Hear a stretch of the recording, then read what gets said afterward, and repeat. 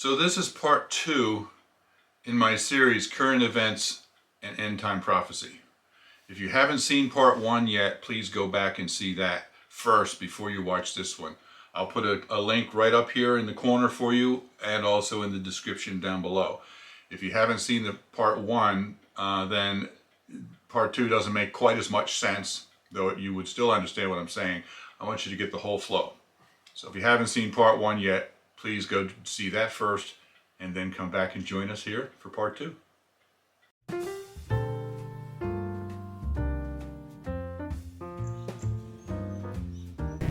To open it.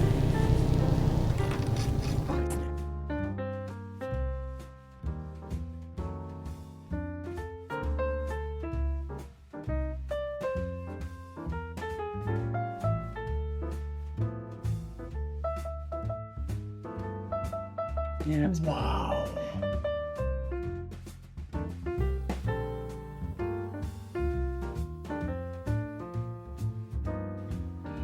Hey everybody, this is Bill with Live Simple, Live Free, and this is part 2 in my series, Current Events and End Times Prophecies. You know, a lot of people see what's going on, and I'm getting comments all the time that it's the mark of the beast coming, it's the end times coming, and I absolutely agree. So that's why I'm doing this video, or this series. And in the first video, we talked about the grand solar minimum, and we talked about how it is slowly dropping the temperature of the earth and causing cold weather, crop losses, and also how it is changing the weather patterns, the rain patterns, the precipitation patterns, which are causing either flooding or famine in areas that are, or drought in areas that don't normally have it. Both of those things are putting severe pressure on our food supply, and we are going to have serious food shortages in the future. So in this video, I want to talk about the pandemic, COVID, and not only obviously the disease itself, but how that is going to affect the food supply. Now, originally I was going to go through all of these current events and explain everything that's happening, and then at the end I was going to show you a little, how that fits into Bible prophecy. But I want to just read a couple of verses here just so you have an idea of why I'm going through all of this and how it's going to fit, and then we'll talk about it a lot more in depth at the end. So this is in Revelation chapter 6. Now in Revelation there are 7 seals, and each time a seal is broken, some new calamity befalls on the earth. And after the 7 seals, then there are 7 trumpets. And once again, each time a trumpet blows, something else happens. At the 7th trumpet, that is when we are raptured as believers. Scripture says, at the last trump, in a twinkling of an eye, we shall be like him. For those who believe in the pre-trib rapture, I always say, how many trumpets are there after the last trump? If we're raptured out at the beginning, but we're raptured at the last trump, then we see 7 seals and then 7 trumpets. So I believe we will be raptured at the 7th trumpet. After the 7 trumpets, then there are the 7 vials or 7 bowls of wrath that God pours out on the earth. That's why I call it, or we call it the pre-wrath rapture, because we are being raptured out before God pours his wrath down on those who remain. Anyway, so let me go to Revelation 6, and I'm talking here about the 4th seal. Now this is early on in the tribulation period, okay? It says, when the Lamb opened the 4th seal, I heard the voice of the 4th living creature say, come. I looked, and there before me was a pale horse. Its rider was named Death, and Hades was following close behind him. They were given power over 1/4 of the earth to kill by sword, famine, and plague, and by the wild beasts of the earth. So here we see that in the 4th seal, 1/4 of the population of the earth dies by sword, famine, plague, and wild beasts. So what we're talking about here is famine, with the grand solar minimum, the COVID, obviously, plague, and also the COVID is how the COVID affects the famine, and that's what I'm going to be talking about in this video. Now here's an article Advocates demand Ontario shut down farms as COVID-19 cases soar among workers. We're going to see all over the place, all over the world actually, as the pandemic spreads through the population of the farm workers and also the supply chain. Things are shutting down. Farms are shutting down. Packing plants are shutting down. Meat packing plants, slaughterhouses, all of that. It's all shutting down. So here's an article that shows what's happening in Ontario. And here it says, growing case numbers among farm workers have ignited calls for Ontario to shut down the agricultural sector entirely until adequate sanitation and safety measures can be implemented. Now, I mentioned in the first video that a lot of my information comes from 4 different YouTube channels that cover the grand solar minimum, crop losses, and the coming food shortages. That is Ice Age Farmer, Adapt 2030, Oppenheimer Ranch Project, and Grand Solar Minimum GSM News. Now, I just want to give proper credit here. I got this article and most of the information, in fact, in this particular video, I got from one video done by Ice Age Farmer. And the video is called Unbelievable, Government Forces Farms to Shut Down, Food Shortages Imminent. And I don't want to just, copy his video, because he's got an awful lot of information in there that I don't have. He's got this one article about Ontario shutting down, but he's got several other articles as well about what's happening with the food industry in Canada. And the entire thing is being shut down by government mandate, and they're not even allowed to hire new workers. They're just being shut down, which is crazy. I mean, we need food. Canada needs food. U.S. needs food, and we're in a world economy. We don't just grow our own food and eat our own food. Food is shipped all over the world, but it's all being shut down. So if you want to really see a lot more about what's happening with that, I urge you to go and watch the video by Ice Age Farmer. Unbelievable. Government forces farmers to shut down. Food shortages imminent. I'll put a link down below so that you can see that, and you will be appalled if you watch that and you see what's really happening. Now, on that video that I'm talking about, Christian from Ice Age Farmer does an interview with a woman who's involved in an organic farming organization, a co-op affiliation. And he does this interview with her, and she's talking about what's happening in Canada, I think it's in Canada, in the organic farming industry. And rather than just try to give you the highlights, I thought I would actually include that video here. So go ahead and watch this video.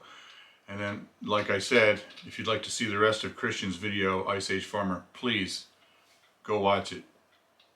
But here's his interview. So this is happening now, and I just want to be very clear, this is not an isolated incident. I just had a great conversation with Marjorie Wildcraft, which I'll be publishing soon, about how to grow your own food in the face of all of these threats to our food supply. And she made it clear when she shared, because she's in touch with thousands of organic farmers and whatnot, that this is happening all over the place.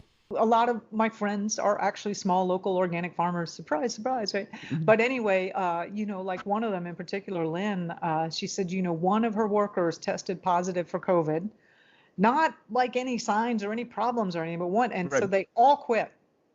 And there she is. And like, she can't, you need to have 5 people to run that farm. You can't do it with one. So, that's just one example, but you're absolutely right. I mean, this spring, how many acres and acres and acres of fresh produce were plowed under because there just wasn't the migrant laborers, because we shut down the borders and didn't let any pickers in. How many crops were not planted because we just didn't have the labor to do it? So we are in what you're just saying, like there just isn't going to be that much food. I don't know how it's going to fall out, but I can promise you that things are going to get a lot worse before they get better, but they will get better. So there you hear it. Farms are being shut down not just by the state edict when necessary, but by virtue of all of the propaganda, all of the media scare stories that have gone out. And then as soon as there's even the whisper about a possibility of someone testing positive, never mind symptoms, never mind actual, no, everybody just quits and the operation is shut down. It doesn't have to be by virtue of the government mandate. And so we see that COVID is affecting the farms. It's affecting food production, but it's also affecting the distribution system. So here we have farmers, potato farmers in Montana, who have had a good crop. It wasn't affected by the weather, and they've had a good crop, but they can't get it to market because the supply chain has been totally disrupted because many of the processing plants are shut down because of COVID. So take a look at this one. These potatoes aren't going to end up on your dinner table. Their final destination is this hole. We're in the small town of Sheridan, Montana, on a potato farm. Normally, this time of year, Bill and Peggy would be sending their potatoes to be planted. Instead, they're throwing away 700 tons. The potatoes have been awful good to us for a lot of years, but this year it just really turned sour. And the same thing is happening across the Northwest.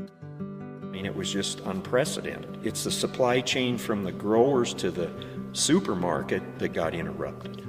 More than half of our market shut down by government mandate. Now, farmers across Idaho and Montana are stuck with mountains of potatoes. Peggy and Bill are facing $140,000 in losses. For farmers across Idaho and Montana, that number comes to $8 million. Some of these farmers are looking at red all over their balance sheet and there's no black to be seen. They'll be looking into increasing their lines of credit. They'll be needing to remortgage some of their property, just trying to free up more capital. So there you go. Potatoes being harvested and they can't get to market. All of those tons of potatoes just being buried. It's just unbelievable. And so that means not only that will those potatoes not go into the food supply, which means you won't be able to buy them at Walmart in the future. It also means that the entire potato farming industry in Montana is being destroyed financially because they had a good crop and it's just simply going to waste. And they just can't handle that kind of financial loss. And even the UN is agreeing that we're in trouble here. Here's an article from BBC News, and notice here this is in April, and it says coronavirus, world risks biblical famines due to pandemic, and this is the UN. The world is at risk of widespread famines of biblical proportions caused by the coronavirus pandemic, the UN has warned. David Beasley, head of the World Food Program, said urgent action was needed to avoid a catastrophe. When the UN starts talking about this stuff, it's not, the mainstream media for the most part is not talking about this, okay? Even though it's happening, they're not talking about it. But when the UN starts talking about it, it's serious business. So let's summarize a little bit what we've been talking about here. Scripture says in Revelation that during the fourth seal, 1/4 of the earth will die because of plague, famine, the sword, and wild beasts. And so I've shown you in the past 2 videos what's happening with our food supply between the grand solar minimum and the COVID disrupting the supply lines, that we are going to be having severe food shortages in the future, which means at the very least greatly increased prices, but even worse than that, there will probably be famine all over the world in different places that are bringing about a lot of death. And then of course the COVID, it talks about plague, disease, and now I'm not saying that definitely that what's happening now is what it's talking about in Scripture in about the fourth seal. I'm just speculating, and I've said right from the very beginning, but could it be that these things that are coming together right now is the means that brings about the famine and that we read about? Also, a lot of you have made comments about the mark of the beast and how that all comes about.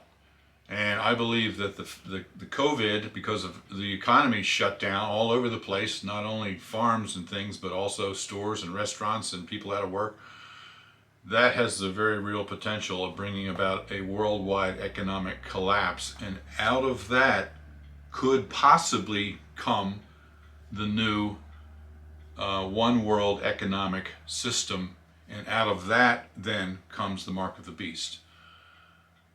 But that's going to be in the next video. We'll talk about the economic impact of it all and the mark of the beast and what we can do to prepare. There's really 3 different things we need to do to prepare. We need to prepare physically, as in storing food. We need to prepare emotionally so that we know what's happening and we're ready for what's happening. And we need to prepare spiritually. We need to be right with God. So we'll talk about all of that in the next video. And I'm anticipating that I'm going to have a lot of people making comments about, that I'm a fear monger and why am I scaring people like this? I'm not trying to scare you, okay? I'm trying to prepare you. Because yes, it's very scary thinking about all of this, but the only thing that's scarier is to find yourself catapulted into this situation, not prepared and not knowing ahead of time. That's even worse. So join me in the next video as we talk about the economic impact and how to prepare for all of this as we go into the tribulation and we look forward to the return of Jesus. Okay, thanks for watching. Join me next time. Live simple, live free. Be blessed.